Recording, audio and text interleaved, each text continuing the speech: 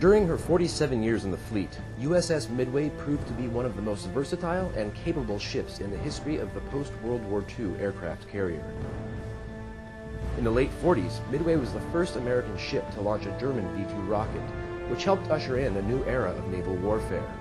In the 50s, Midway was also the first aircraft carrier to add an angled flight deck, thus being able to accommodate a new generation of bigger and more lethal aircraft.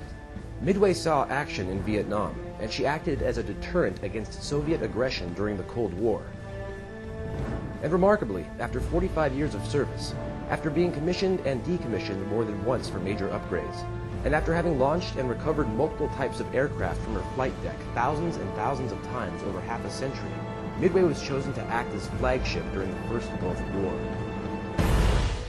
Following the victory in Iraq, the Navy decided that the aging Midway had finally served all she could, and the decision was made to retire the ship for the final time. For many, it seemed to be the end of a legacy that stretched nearly half a century, but for others, not so much.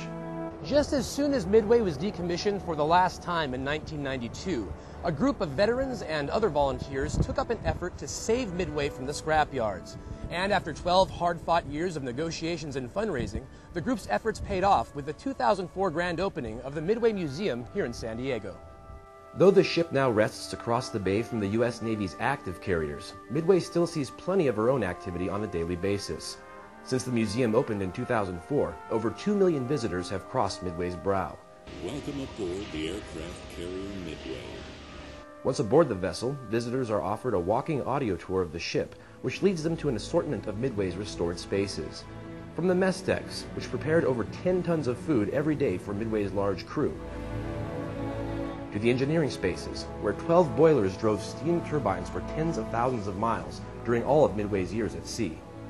There's also Midway's 4-acre flight deck, where visitors can learn about air operations, view an assortment of aircraft, and even catch glimpses of official naval ceremonies from time to time.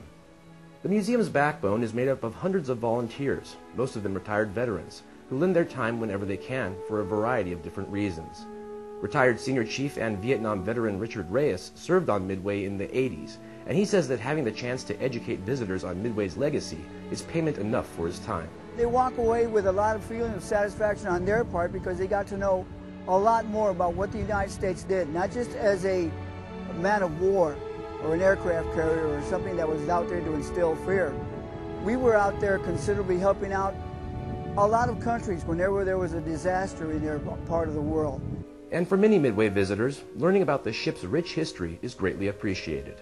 I think it's really neat to see. I think the kids will take a lot from this visit more than anything else we went to. As you can see, we went to Legoland and we went to the zoo, but I think this will probably be the most important visit we have when we're here. They call it Midway Magic. It's that little something that allows a half-century-old aircraft carrier to always deal with adversity, always accomplish the mission, and always find a way to inspire. And for people like Mr. Reyes, the key to the magic is simple. I got involved with her because I came on board, reminisced, and as I talked to a lot of the Midway veterans who just come on board to visit, they all tell me the same thing. She still talks to them, even years after they left. For Fleet and Public Affairs Center Pacific, I'm Petty Officer Matthew Olay.